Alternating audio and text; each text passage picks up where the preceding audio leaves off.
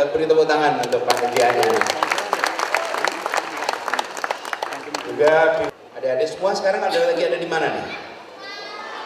Dufan tempatnya di mana? Ancol.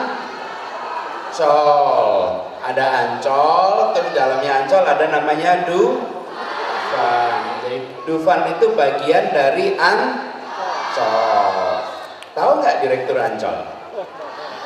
Mana coba? Yuk, direksi Ancol berdiri coba. Tuh dia tuh, lihat di belakang tuh.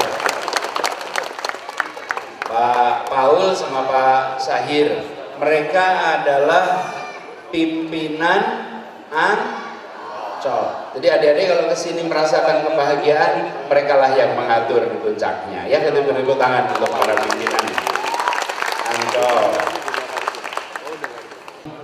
Dan anak-anak, adik-adik, saudara-saudara yang hari ini hadir di dalam peringatan Hari Anak Nasional.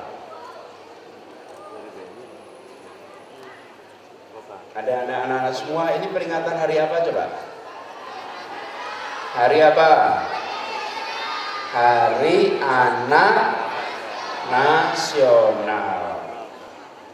Siapa yang sudah sering ke Dufan? Udah sering ke Dufan? Siapa yang baru pertama kali ke Dufan? Baru pertama kali ya? Anak-anak hari ini betul-betul manfaatkan, bisa menikmati Dufan dan merasakan kebahagiaan memperingati Hari Anak Nasional. Saya ingin sampaikan apresiasi pada semuanya yang sudah terlibat di dalam persiapan acara Hari Anak Nasional. Hari Anak Nasional ini diperingati setiap tahun. Tapi Hari Anak itu sesungguhnya adalah setiap hari. Setiap hari harus hari anak. Setiap hari harus hari yang bersahabat pada anak. Jakarta, rumah kita, sekolah kita harus menjadi tempat-tempat yang ramah pada anak. Karena itu saya tidak setuju kalau ada program sekolah aman, program sekolah ramah anak. Itu aneh. Kalau sekolah ya harus aman, kalau sekolah harus ramah anak. Kalau kota ramah anak itu harus diperjuangkan, karena di situ ada macam-macam. Tapi kalau sekolah, maka by definition harus selalu ramah anak. Jadi Bapak Ibu semuanya, kita ingin agar kota kita, Jakarta, menjadi kota yang ramah pada anak, kota yang membuat anak-anak bisa tumbuh bahagia. Kalau kita lihat lebih jauh, Ibu sekalian, anak-anak ini merayakan 2045. Pada saat itu Indonesia berusia 100 tahun republiknya.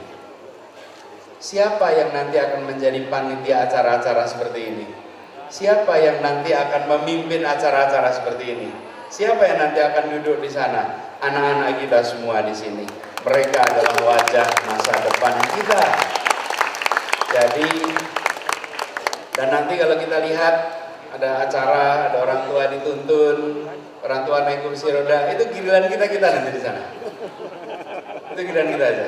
Jadi bila kita hari ini mempersiapkan anak-anak kita, mendidik anak-anak kita, menjadikan Jakarta kota yang layak anak, maka masa depan bagi kita juga akan merasakan masyarakat yang damai, masyarakat yang saling menghargai, masyarakat yang orang-orangnya tumbuh sebagai orang bertanggung jawab.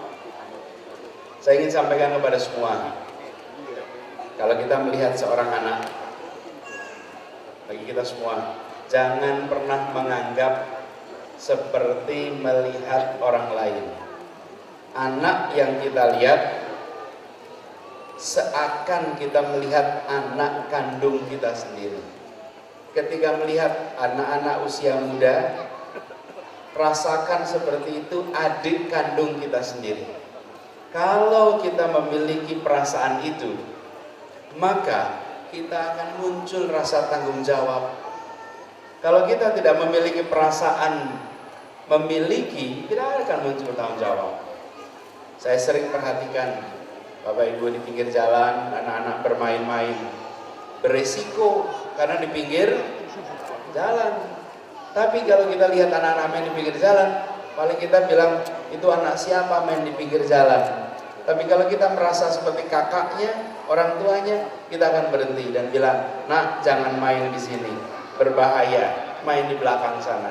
Lihat anak melewati lintasan berisiko, ditegur, berbahaya, kalian ke sana. Kenapa? Karena kita merasa memiliki anak itu. Di hari peringatan Hari Anak Nasional ini, mari kita tumbuhkan kembali kesadaran. Setiap anak Indonesia adalah seakan-akan anak kandung kita sendiri. Setiap adik Indonesia adalah adik kandung kita sendiri.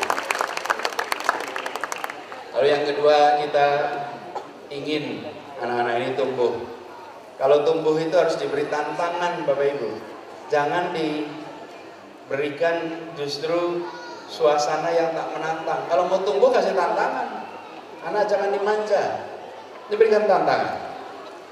Dan kalau kita mau memberi, ini bagi kita semua, tadi banyak program CSR, memberi untuk menumbuhkan anak, bukan memberi untuk membahagiakan si pemberi. Kadang-kadang kita memberi supaya pemberinya merasa bahagia, merasa sudah menjalankan sebagian amanat. Bukan. Karena itu berikan barang, berikan ilmu, berikan kesempatan yang membuat mereka tumbuh. Barang-barang yang diberikan tadi, anak-anak semua manfaatkan. Barang yang diberikan harus barang yang memiliki nilai pembelajaran. Karena itu tadi menarik diberi buku tabungan supaya mulai terbiasa menabung. Biasakan menabung. Jadi pemberian-pemberian itu pada anak-anak bukan membuat kita merasa puas bahagia, tapi membuat anak bisa tumbuh dengan baik. Dan Bapak Ibu semua, anak-anak ini akan punya pengalaman yang tak terlupakan. Tadi yang membaca, yang memimpin doa kita namanya Ridho. Rumahnya di Lebak Bulus. Dia anak kedua. Dia memimpin doa di sini. Ini kita semua. Saya jamin anak ini kelas 4 SD. Dia akan memiliki memori atas pengalaman ini seumur perjalanan hidup.